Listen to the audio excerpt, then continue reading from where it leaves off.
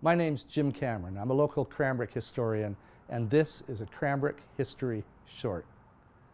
You know, when Donald Smith nailed the last spike in Craiglachie in 1885 for the Canadian Pacific Railway, he not only joined two sides of a railroad, but he joined two sides of a continent. This was an incredible thing for Canada. It was great for Golden, it was great for Revelstoke, it was wonderful for Banff. It did absolutely nothing for the East Kootenay. In fact, at that point in time, all that was here was a flat piece of land called Joseph Prairie, on which there was the James Baker homestead and a customs office that served the miners and the fur trappers and other miscellaneous that traveled through the area, always going somewhere else. A lot of them were headed to Fort Steele, which at the time was a very vibrant community, probably 2,000 people, that had grown up during the original Fisherville Wild Horse Creek gold rush and had continued, and in fact had fought hard to have the CPR put in a Crow's Nest division of their route from Lethbridge through Fernie into Cranbrook and onwards to Kootenay Landing on Kootenay Lake to serve the whole southeastern district of this province. The problem was the CPR decided they weren't actually coming through Fort Steele.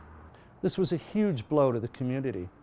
What had happened was James Baker, the local MP for the East Kootenays, had made a deal with the CPR to sell half of his land holdings, the whole entire area of what we call Cranbrook today, in exchange for them placing their CPR depot on his land.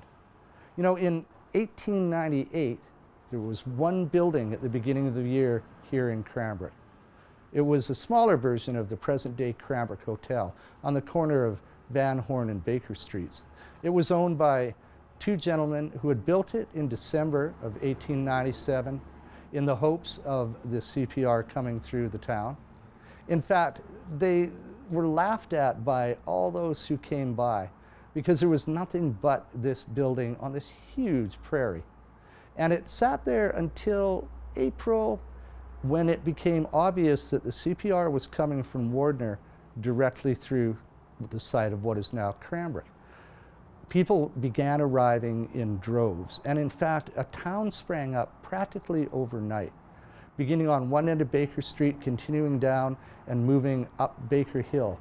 Houses, stores, warehouses, businesses of all type sprang up overnight, and by the time the railroad came through in August of 1898, the town of Cranbrook held 2,000 people, with more to come.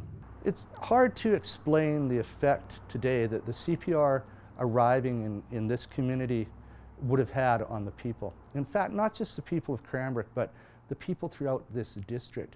When you consider at the time that traveling from Golden to Cranbrook would have taken about 7 days on stagecoach, wagon, horse, and by riverboat. Coming from the States, from Walla Walla, would have taken about 2 weeks, if you could make it, if the weather was right. Everything here that the people needed to survive came on riverboat or horseback. With the arrival of the train, life changed completely.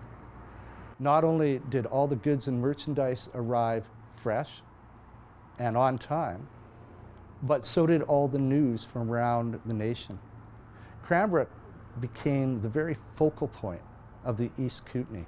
The CPR is no longer the prominent industry it once was in Cranbrook, but the community remains as the hub of the East Kootenay. My name's Jim Cameron, and this has been a Cranbrook History Short.